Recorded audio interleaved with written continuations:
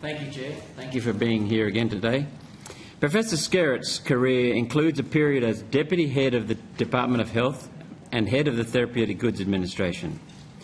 8 months after leaving the TGA, Professor Skerritt has been appointed to the board of a lobby group, Medicines Australia, in fact the leading pharmaceutical industry lobby group.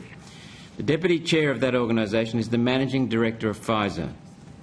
There are other members on the board from other heads of other companies. As head of the TGA, Professor Skerritt introduced the mRNA into Australia and provided authorisation without testing, as he admitted to me, creating a whole new industry that he's now working in. Does this sound like an appropriate arrangement to you? Because it sounds like a massive conflict of interest to me.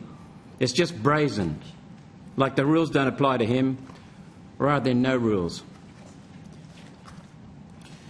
So there are, and I don't know whether Professor Lawler or Ms Balmano wants to comment, there are rules in terms of former public servants and what they can do, but those rules are largely limited to lobbying activities related to their previous departments.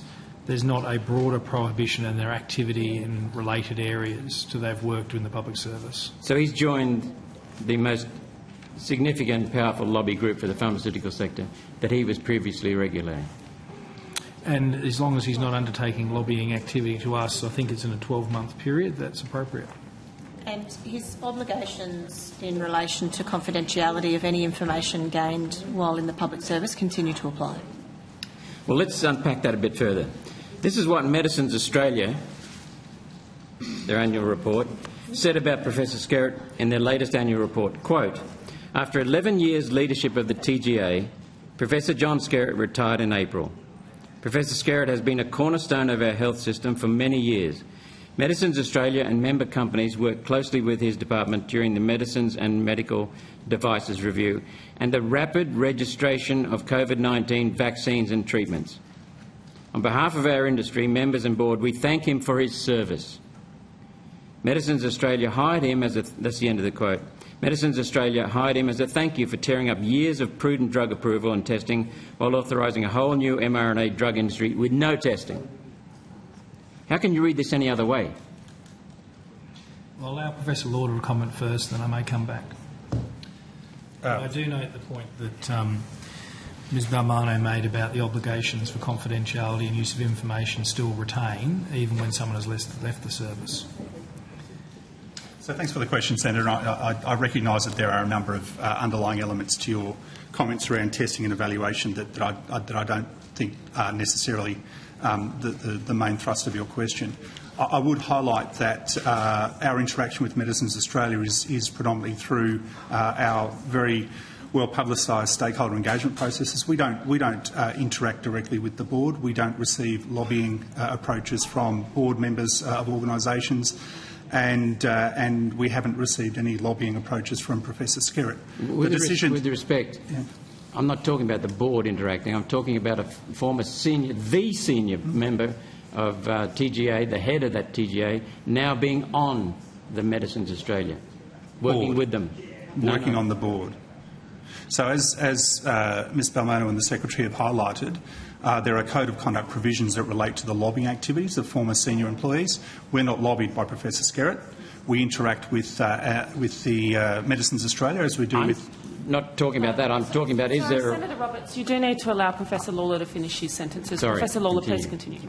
Thank you, Chair. So, Senator, in response, I'm taking, and I may be incorrect in this, taking that there is undue influence being applied to the decisions of the TGA by a former senior leader of that organisation. No, that's not what I'm... Okay, sorry. I would ask for clarification then, Chair, if I may. Senator Roberts, could you clarify? My question says, is this a reward, his appointment a reward for work he's done in the past? Thank you for the question, Senator. The decisions that are taken by Medicines Australia on who does not sit on their board are questions for them. It certainly doesn't look good. It looks like he's being rewarded for things he's done for them in the past when he was head of the TGA. The chair of Medicines Australia is Ms Elizabeth de Soma.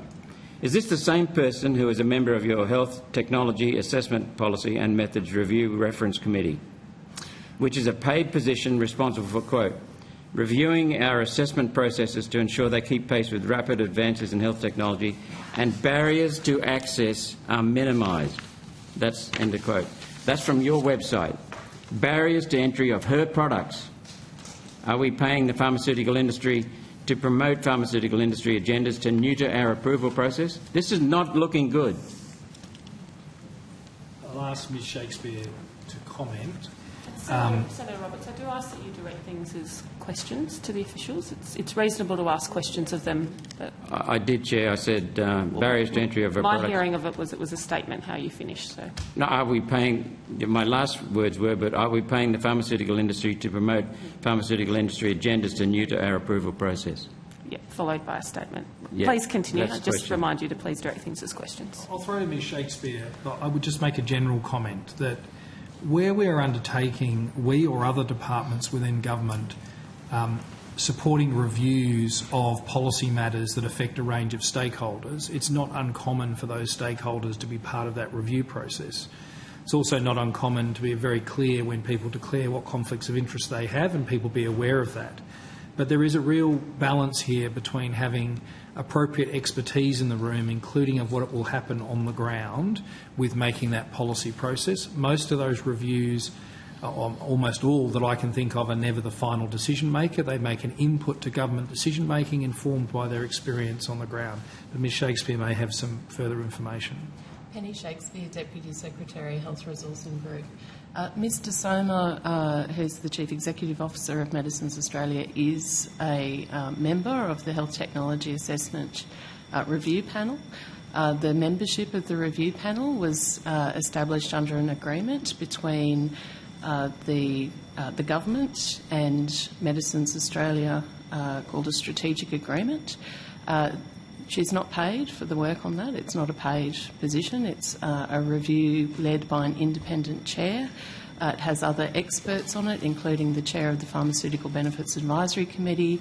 It has 2 consumer representatives and government representative, and also experts in health technology assessment. So the government has... I'm sorry, you continue.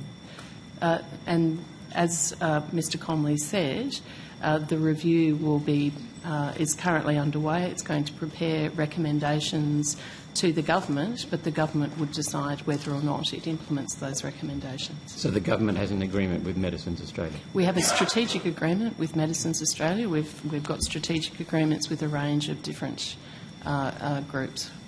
So where is the talk about ensuring safety across long-term use, which used to keep Australia safe for generations?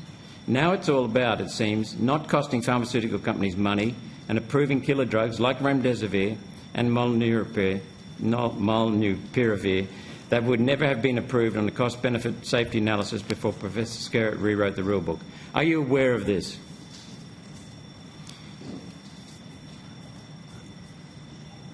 Sorry, Chair, and sorry, Senator. I'm struggling. There were 2 questions there. I'm not quite clear what it is that you're asking. Are we aware of? Aware of Professor Skerritt's involvement in approving antivirals, molnupiravir and remdesivir, which are killer drugs, it seems. They've got a very bad record overseas. So what I'm saying is, rather than putting safety paramount, is the TGA and is the Department of Health removing barriers to pharmaceutical company approvals as their... thank you for the question, Senator. No. The patent cliff is a real problem. I'll explain what that is in a minute, facing the pharmaceutical industry. Billions of dollars of sales are at risk as patents expire around the same time, producing a loss of revenue totalling $200 billion this decade for the pharmaceutical companies. mRNA technology, which has not been tested, will be the saviour of the drug industry, allowing drugs that are now off patent to be replaced with new mRNA drugs. And I understand in America they're favouring 2 companies. One of those is Pfizer. They'll be with new, so that means the new drugs will be subject to patent, meaning profits all round. Wonderful. Except for taxpayers. Minister, has your government and the previous government made a deliberate decision to allow patents on these novel mRNA products to save the profitability of the pharmaceutical industry over considerations of safety and financial cost to taxpayers?